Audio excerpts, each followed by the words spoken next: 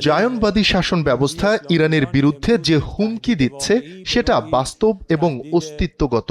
আমরা এই হুমকিকে খুবই গুরুত্বের সঙ্গে বিবেচনা করছি। হুমকির মাত্রা অনুযায়ী আমরা পাল্টা ব্যবস্থা গ্রহণ করছি।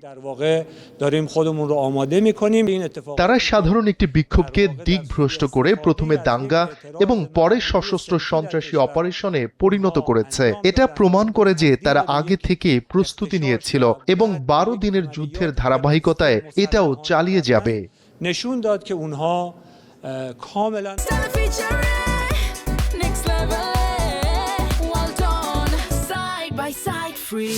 আমাদের নিরাপত্তা বাহিনী, আইন প্রয়োগকারী সংস্থা এবং সেনাবাহিনীর যৌথ প্রচেষ্টায় দাঙ্গাকারীদের দমন করা হয়েছে এবং যারা আমাদের সশস্ত্র বাহিনীর দিকে গুলি ছুঁড়েছে তারা শাস্তির মুখোমুখি হয়েছে।